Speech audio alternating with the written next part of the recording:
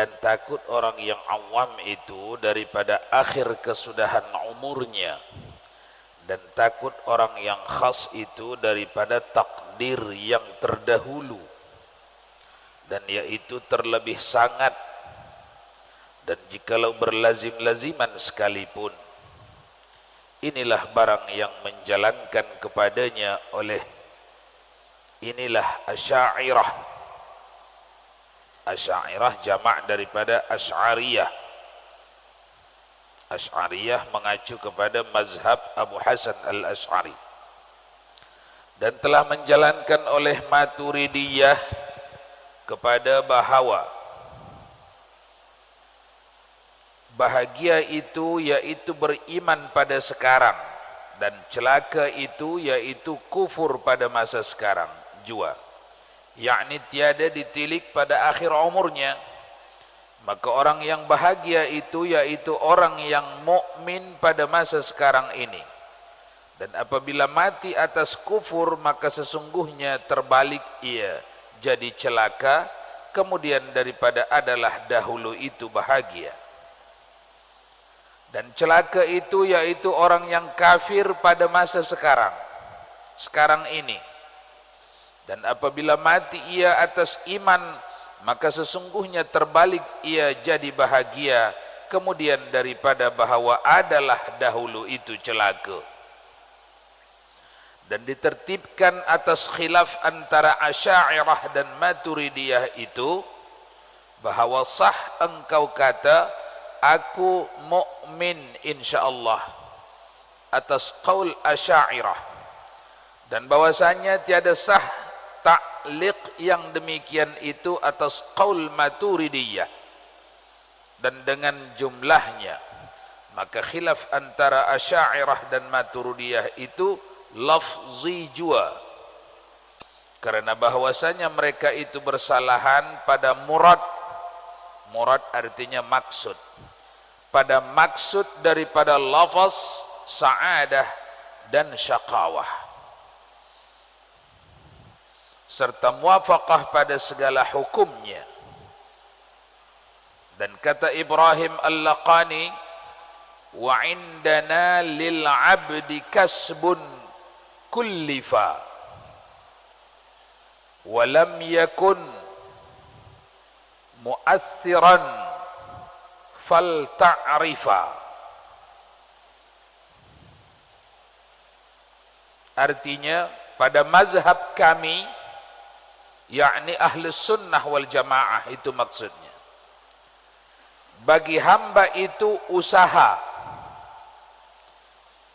yang diberati akan dia. Bagi hamba itu usaha yang diberati akan hamba itu, dan tiada ada ia memberi bekas. Usaha itu tidak memberi bekas. Ini mazhab ahlus sunnah wal jamaah. Pada hamba itu ada usaha, tapi usaha yang dibikin hamba itu tidak memberi bekas. Maka hendaklah engkau ketahui, bermula murad dengan hamba itu sekalian makhluk, yang keluar daripadanya fi'il yang ikhtiari, yakni qasad ia kepada perbuatan yang ikhtiari. Dan usaha itu yaitu bergantung pada kudrat yang baharu dengan barang yang diperbuatkan.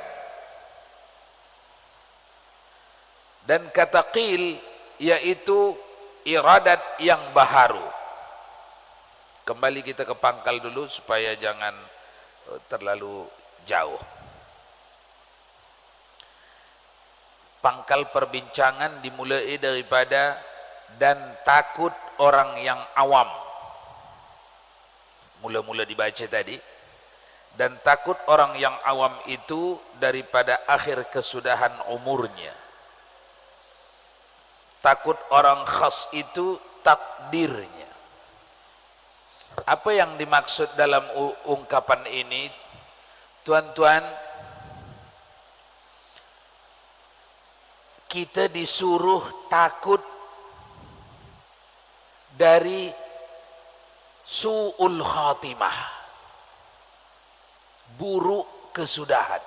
Itu disuruh Allah kita selalu meminta kepadanya agar kita dibuat husnul khatimah, bukan su'ul khatimah. Sehingga Nabi mengajari kita dalam tertib doanya, Allahumma khtim lana bi husnil khatimah wa la takhtim alaina bi su'il khatimah.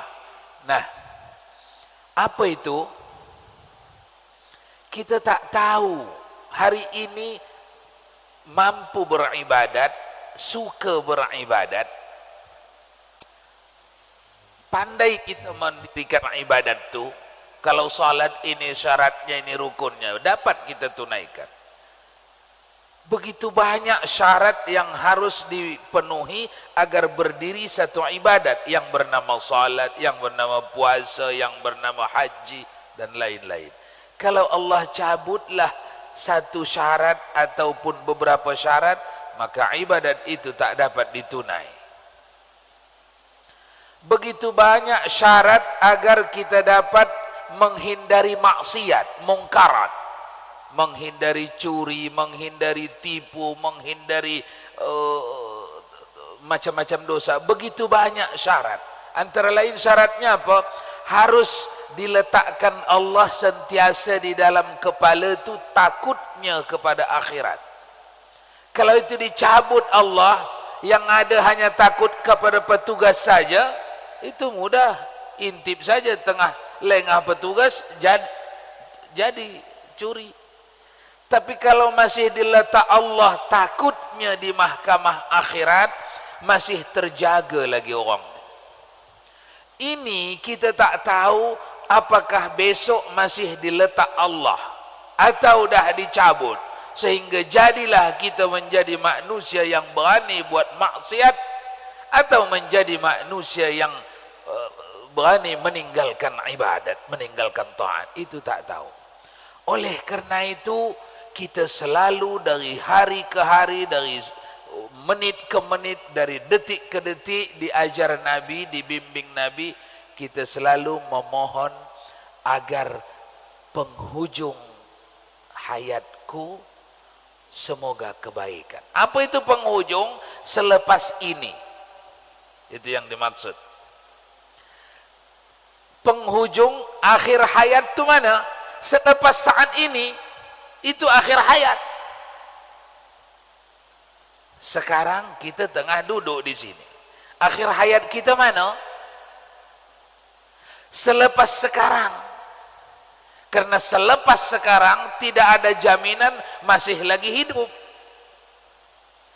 Jadi yang dimaksud ketika bibir mengucap Allahumma khtim lana bi husnil khatimah, tuan-tuan, wahai Allah, bikinlah kesudahan hidup kami kesudahan yang baik.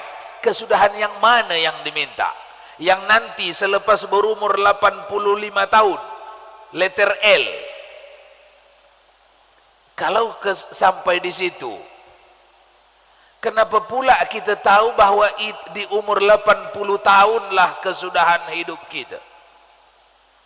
Atau setelah berumur 70 tahun, kenapa pula kita tahu 70 tahun kesudahannya?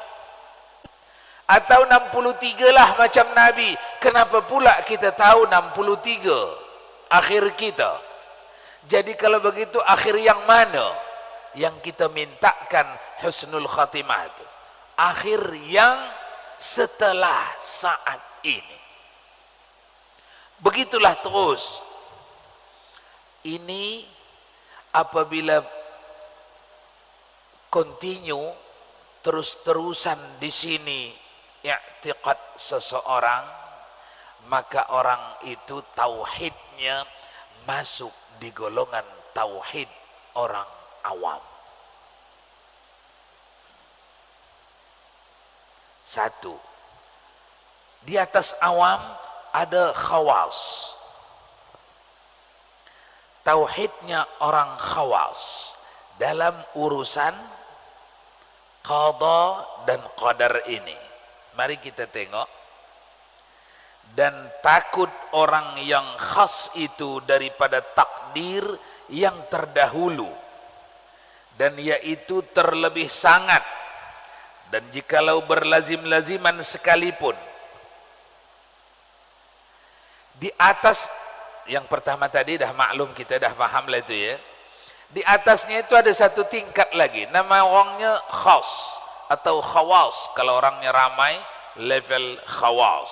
Kalau satu orang, khas. Apa itu khas?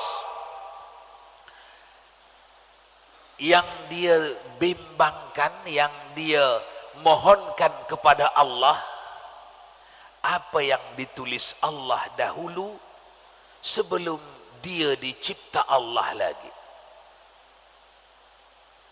Bukan yang dia tanya, ya Allah, apalah engkau tulis dulu masa saya di rahim ibu saya, apalah engkau tulis, adakah saya ni ahli surga, ahli neraka? Bukan.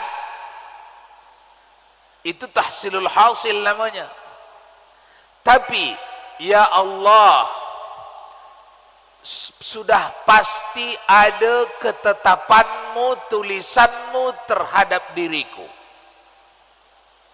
Ketika aku dahulu 3 kali 40 hari di rahim ibuku, imma sa'adah, apakah itu ahli surga atau itu ahli neraka, dah ada dalam ilmumu.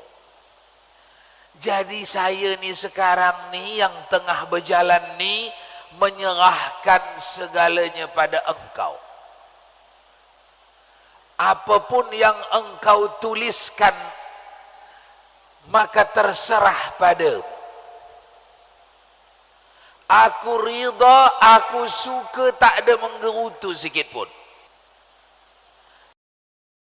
Ini khas namanya, khawas namanya. Apapun yang engkau tulis wahai Allah, itu adalah hakmu yang engkau tetapkan sendirimu, tidak bekerja sama dengan apapun. Maka tidak ada hak makhlukmu untuk tak suka, untuk tidak rida, untuk membangkang. Ini yang dalam hati orang yang nombor 2 ni, orang khas ini. Yang tadi di mana? Yang tadi dah masuk di dalamnya itu. Makanya orang ni jadi level khas. Yang tadi, orang tadi, ya Allah, bikinlah selepas ini masih mengamalkan kebajikan, bikinlah selepas detik ini masih mengerjakan yang saleh, bikinlah selepas detik ini tidak mengerjakan dosa, terus. Itu sudah ada di dalam, ya Allah, apapun yang engkau tulis di dalam takdirmu, itulah yang terbaik. Kenapa? Karena itu keputusanmu sendiri. Engkau adalah raja mulai dulu, sekarang dan seterusnya. Jadi itu terbaik. Itu makna Maliki Yaumiddin. Jadi bagi 2. Yang pertama namanya awam, yang kedua namanya khas.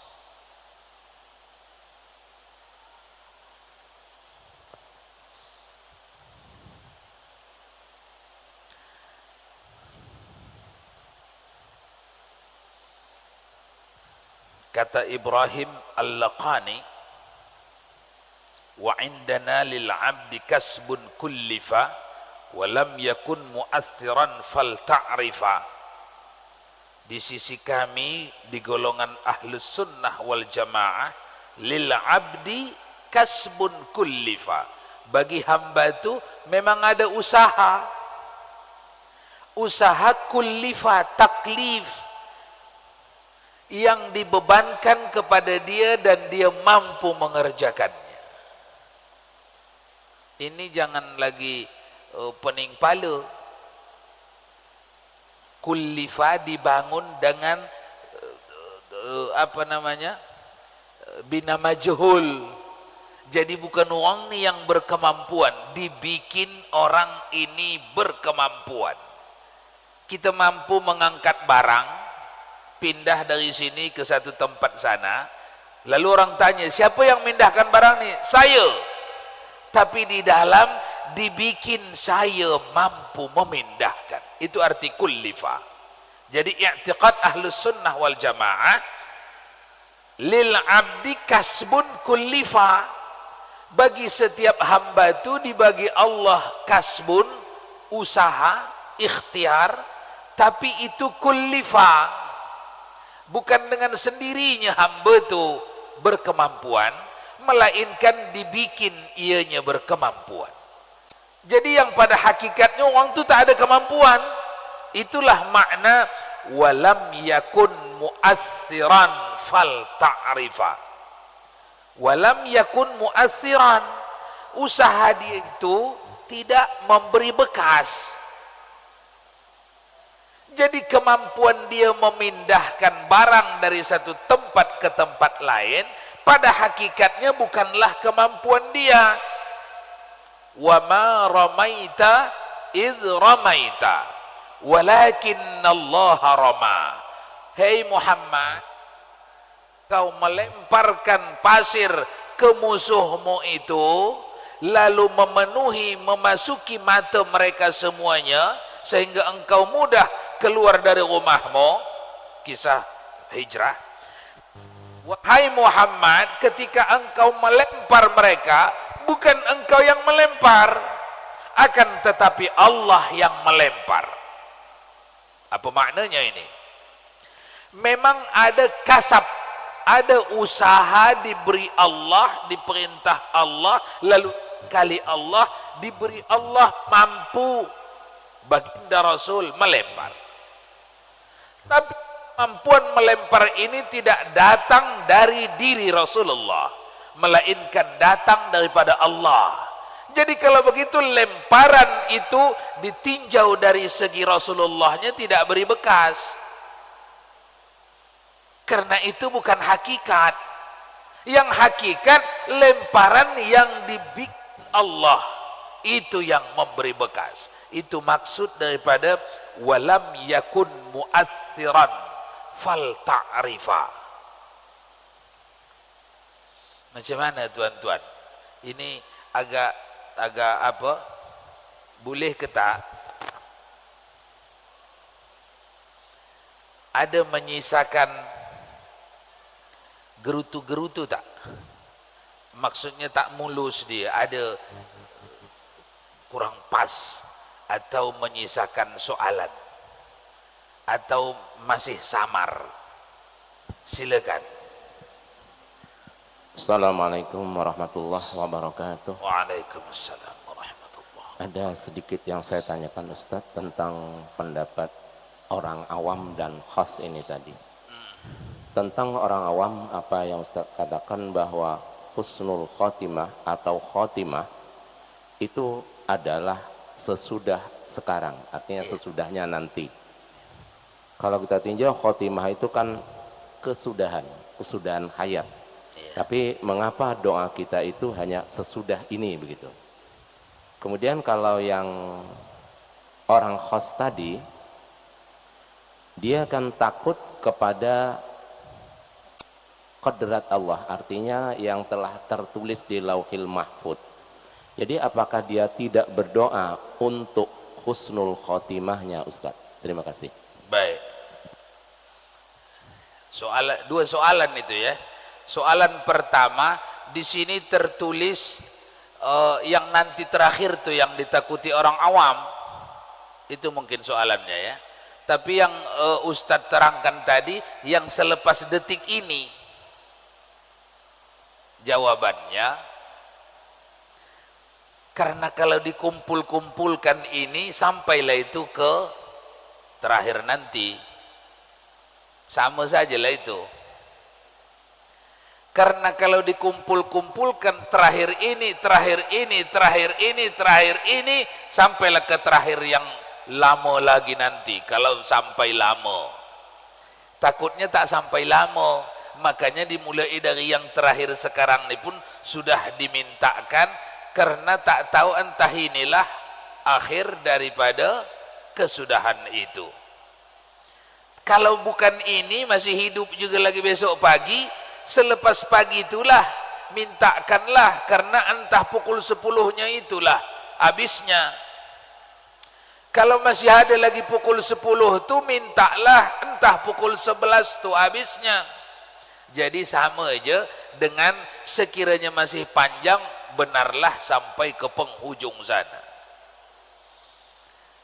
Soalan pertama, jawabannya sama itu, maksudnya hanya satu secara umum, yang satu dirinci. Ya, dirinci itu. Karena hakikat khatimah, kesudahan, hakikat kesudahan itu selepas yang sekarang. Selepas yang sekarang kesudahan itu, karena berpeluang di situ akhir yang sebetulnya. Walaupun rupanya begitu dijalani belum. Orang khawas, iya. ini dia takut kepada takdir itu, Ustaz. Iya. Ya. Terus. Jadi bagaimanakah, apakah ia sudah tidak mohon lagi untuk husnul khotimahnya? Iya, orang khawas nih. Khawas, ya. Tadi orang awam yang ditakutinya selepas hari ini atau penghujung hayat. Orang khawas yang ditakutinya tulisan yang ada di atas, yang dirahsiakan Allah, yang ditetapkan Allah, yang di lauhul mahfuz, yang hanya Allah saja tahu, orang tak ada tahu. Makna takut pada khawas itu ialah ada di situ kasab. Kasab itu apa? Ikhtiar. Ikhtiar itu apa? Dalam bentuk doa dan penyerahan. Ada di situ kasabnya. Apa bentuk kasabnya? Membikin permohonan. Ya Allah, bikinlah akhir kesudahanku yang engkau tulis dalam rahsiamu itu husnul khatimah. Di satu sisi, Nabi suruh kita begitu.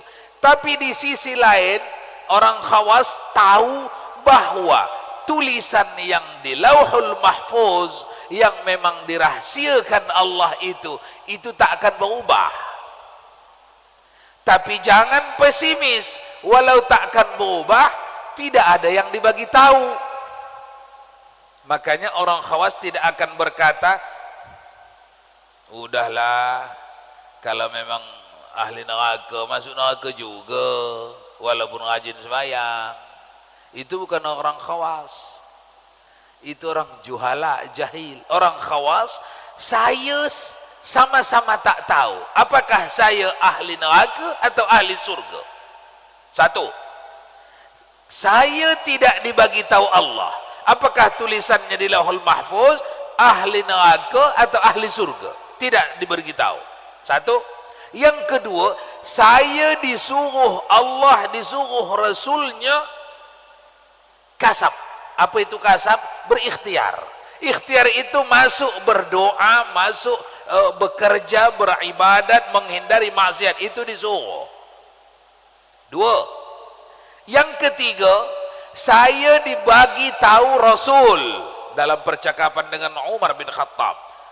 Ya Rasul, kalau macam itu tak payahlah kita sembahyang ya. Kata Rasulullah, sesiapa yang ditulis Allah dalam rahasia Allah di lauhul mahfuz memang ahli surga, memang begitu tulisannya, maka ditakdirkan Allah pula lah kerja orang ni dari hari ke hari, dari hari ke hari, dari hari ke hari, suka mengerjakan amal saleh, suka mengerjakan amal saleh, saleh taat, saleh ibadat, saleh ibadat, sampai dia tutup usianya, supaya sesuai dengan tulisan takdir yang di lauhul mahfuz, memang orang ni rupanya ahli surga. Barakallahu lakum.